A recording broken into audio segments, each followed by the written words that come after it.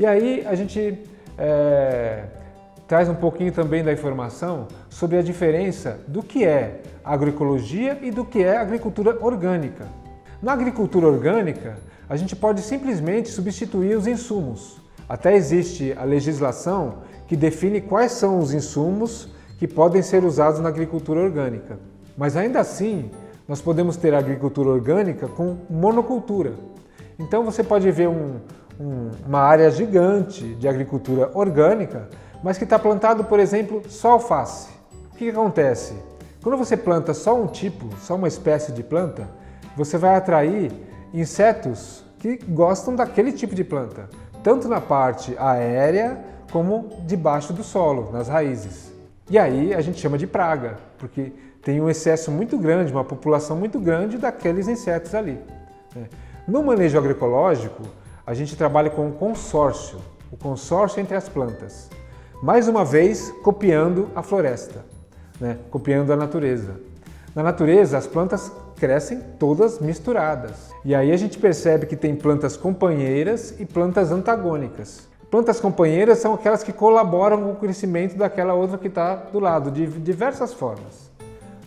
E as plantas antagônicas são aquelas que não contribuem tanto para o crescimento daquela que está do lado. E na natureza, isso misteriosamente, magicamente, acontece sozinho. As plantas elas acabam crescendo perto das plantas que vão ajudá-las. Então a gente vai entender e estudar quais são as plantas que podem, as hortaliças no caso, que se beneficiam da companhia de outras que estão do lado. E para fazer isso a gente tem que entender o tempo de crescimento das plantas, a forma que elas crescem, o tempo de colheita de uma para outra, porque a gente pode plantar uma linha de couve, do lado uma linha de alface e do outro lado uma linha de cebolinha, por exemplo, tudo no mesmo canteiro.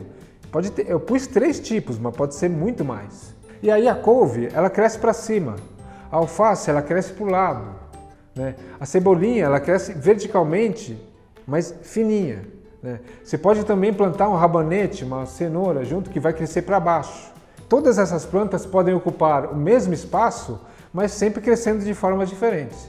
Um grande benefício do manejo agroecológico é você poder trabalhar com diversas plantas no mesmo local. E para a nossa dieta, isso é importantíssimo. Essa diversidade dos ciclos, dos alimentos, das épocas também, porque também em cada época você vai mudar esse consórcio, porque cada época tem as plantas diferentes de cada época.